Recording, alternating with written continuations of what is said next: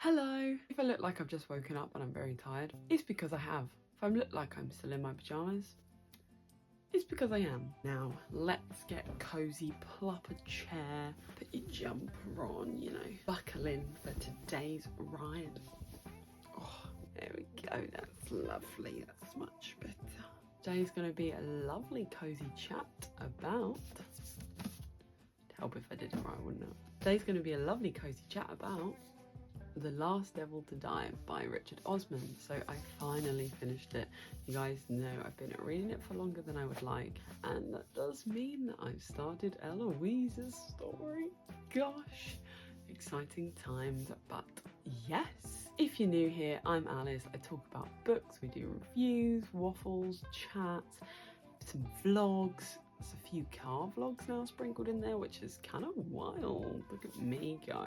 You can stick me on in the background whilst you're cooking yourself a meal, cleaning your room, or, if you wanted to listen to me, that's actually kind of nice too.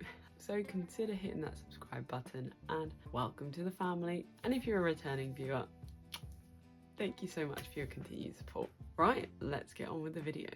Thumbnail time. There has to be a good one in there, surely. So, let's talk about The Last Devil to Die. This one might get a little bit controversial, guys, so, I really would recommend buckling in for this ride. Also, sorry about my crazy hair today. It is what it is. I washed it yesterday. We know this. Day after washing is always the most wild. And I did brush it out because I'm having my hair cut today, so it's not super curly either. But anyway, this channel's not about my hair, is it? So let's get back to the task at hand. I love this series with a passion, and I have given all of the 3 previous books 5 stars, although the first one I would probably say on reflection was probably slightly less, maybe like 4.5, but I gave it 5 stars at the time, and I definitely think that I love it because it's the start of the series and it's such a great setup, so we're remaining 5 stars. However, this one I actually gave 4.5. Shock, horror. I know, I can't believe it. How rude of me. Now, I love this book. I did love this book. I did really enjoy it. It made me giggle, surprised me, it had shocks, it had twists, it had a lot of sentimental value in it. It was great. It had the full package. Now, the reason I didn't give it 5 stars is because, I'll be honest, I didn't get the same feeling as the other books at the end. I normally get this sense of sort of like completeness, and I feel like I didn't get it this time. I don't know why. I don't know if it was me, if I, like I said to you before, I normally read it in a day, so I don't know if it's because I took longer to read this book, or I don't know, maybe the timing was off when I chose to read it, but it just didn't fully deliver for me, so it didn't get the 5 stars. However, that being said, I still gave it 4.5 stars, 9 out of 10, and I still think it's a fantastic book. So without further ado, let's move on to the good things about the book, the bad things, and whether you should read it. Obviously, the great things about this book is you get a continued setup of all of the characters, and the group together is really, really cool. Joyce really stepped up in this book as well, and we love her. She's great. She's just how you imagine a typical English nan. She's always baking something. She's just sweet, and she's clever and also witty, and I just love that. I also love Alan, the dog. I mean, iconic. I'm so glad they gave her a companion. I think it was in the last book, right? I also love the development with some of the other character stories. For example, we actually get to see Ibrahim's story a little bit more in this book, which we haven't before. You get to see a bit of Ron's relationship development, and also you get a very big storyline focused around Elizabeth and Stephen. So don't worry, I will not be spoiling anything in this video. You're safe to watch it if you haven't read this book yet. If you do want an in-depth review like I've done for some other books in the past, let me know and I can do one and say explicitly the things I liked and didn't like throughout the plot. However, today we're just going to kind of be generic in how we describe things that happened, because I want all of you to watch this and decide whether this book could be for you or not. I don't want to spoil it for you. I definitely love the way that Richard Osman writes. He's very witty and intelligent, and I feel like he's always sending you on this chase, but he does it in a way that's different to thriller author, right?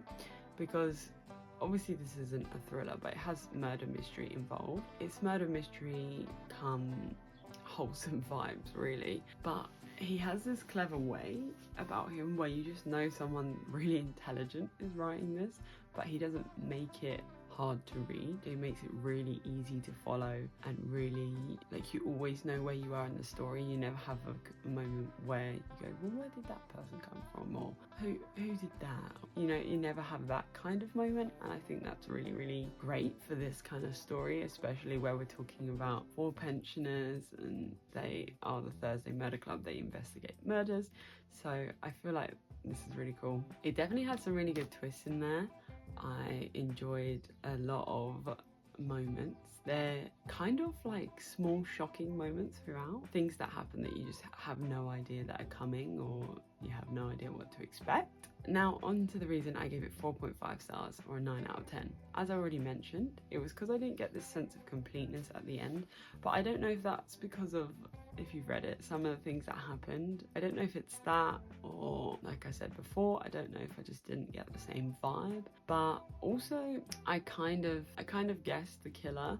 I feel like towards the end he does push you into a path anyway, and I feel like this is really good because when you're reading, he always sends you on loads of chases with different characters. You're like, it must be this person, it must be this person, it must be this person, and I feel like he's very clever with that. So I don't know if that was just him like kind of pushing that anyway. I feel like there were some really cool characters in there, really well written characters in there, which I will say I really did enjoy.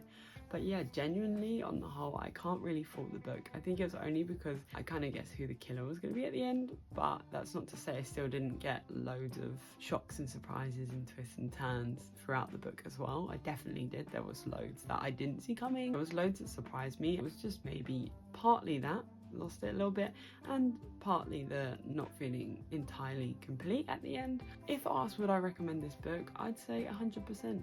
Yeah, of course. Just because a book is 9 out of 10 doesn't mean it's the worst book ever and you shouldn't read it. There's so many lovely things in there.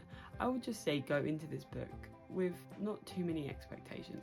I think that's the problem maybe, because I've had this on my shelf for 5-6 months. I was away in Thailand. If you're new here you won't know that, but you can go check out some Thailand content, you know, after you finish this one, right? So have fun, or you know, if anyone missed out on that, then go have a little look. But I feel like maybe it was a long build up because I was waiting for that book to come out anyway, and then I couldn't read it, so maybe I kind of overhyped it in my head, I don't know. But yeah, definitely strong stuff. I would say go give this a read.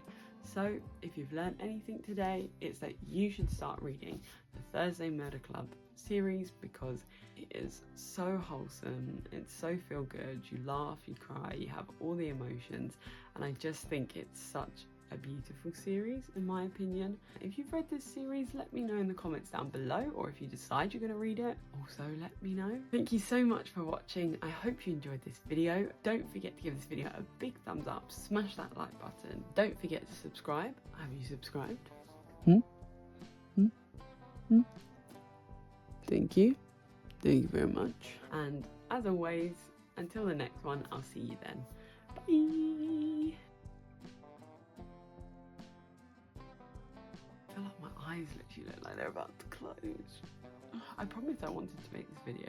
For some reason it's just been very hard to wake up this morning. What's going on?